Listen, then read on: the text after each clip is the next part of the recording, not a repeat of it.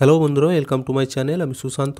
আজকের ভিডিওয়ে আমরা দ্বিতীয় শ্রেণীর দ্বিতীয় পর্যায়ক্রমিক মূল্যায়ন প্রস্তুতির জন্য রায় ও মার্টিন প্রশ্নবিচিত্রা থেকে সমন্বয় সাধনের সক্ষমতার 11 নম্বর মডেল সেটটির সমাধান করব। আর ভিডিওটি শুরু করার আগে বলি, চ্যানেলে যদি প্রথমে এসে থাকো চ্যানেলটিকে সাবস্ক্রাইব করে নিও এবং বেল আইকনে ক্লিক করে অল অপশানটিকে অন করে দিও। দেখো, একের দাগে সঠিক উত্তরটির পাশে ঠিক চিহ্ন দাও। কয়েকটা গ্রামের সকল শিশু পাঠশালা নাকি খেলার মাঠে যায়? উত্তর পাঠশালা। গাছে গাছে ফলে আছে আম জাম কাঁঠাল নাকি আম জাম লিচু? কোনটা হবে? আম জাম লিচু।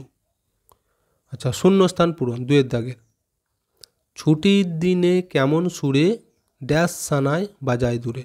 উত্তর হবে পুজোর সানায় বাজায় দূরে।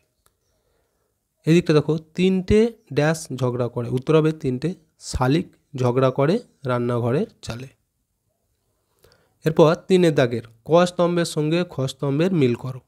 এই দিকের সাথে এই দিকের মিলাতে বলেছে। দেখো, কয়েকটা বলেছে আনন্দিত, এখান থেকে কোনটা হবে? এই যে খুশি, আনন্দিত থেকে খুশি। আর শ্রবণ, শ্রবণ থেকে শোনা। হয়ে গেল। এরপর আটের দাগেরগুলি দেখো, fill in the blanks by using words from the help box. এই যে হেল বক্সে কিছু শব্দ রয়েছে, এগুলি দিয়ে শূন্যস্থান পূরণ করতে হবে। এটা বার্ডস হ্যাভ, পাখিদের আছে ড্যাশ, পাখিদের কি থাকে? এখানের মধ্যে থেকে দেখো আমরা কোনটা লিখব? এই যে উইংস লিখব, ডানা থাকে পাখি, WINGS। আচ্ছা, বিয়েটা দেখো, বার্ডস লিভ ইন, পাখিরা বাস করে বা থাকে কোথায়? বাসাতে। এই যে এইটা হয়ে যাবে নেস্ট, NESTS। সেটা দেখো, বার্ডস ইট উইথ ড্যাশ, পাখিরা খায় কিসের সাহায্যে? ঠোঁটের সাহায্যে। তাহলে হয়ে যাবে বিক, BEAKS, বিক্স।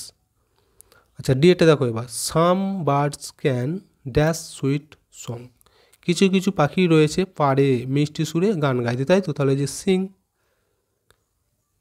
SING, সিং। আর তোমরা যারা আমার ফেসবুক পেজটি এখনও ফলো করোনি, ফলো করে নিতে পারো। সেখানেও এই ধরনের এডুকেশন ভিডিও দিয়ে থাকি, একই নামে সার্চ করলে তোমরা পেয়ে যাবে।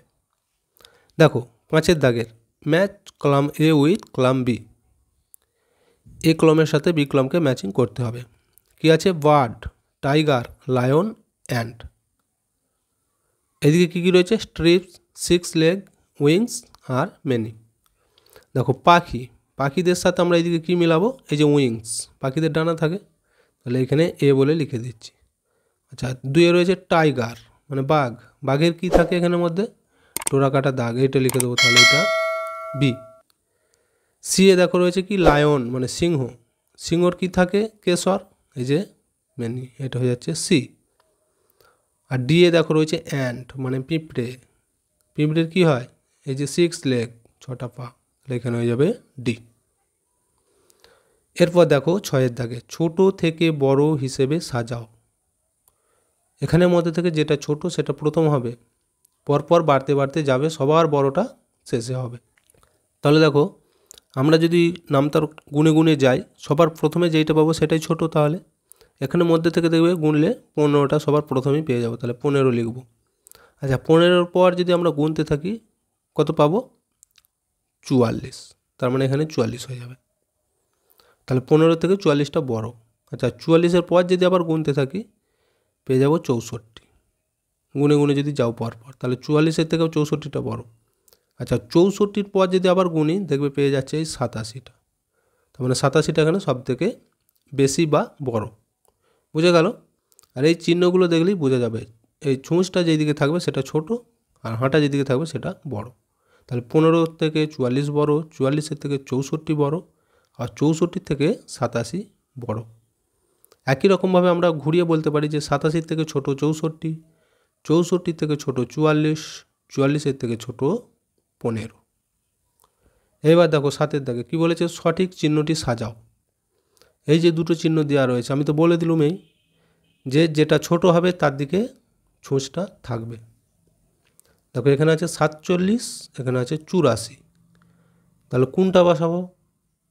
এটা ছোট, তাহলে এর দিকে চুঁচটা থাকবে, এই চিহ্নটা বসে যাবে।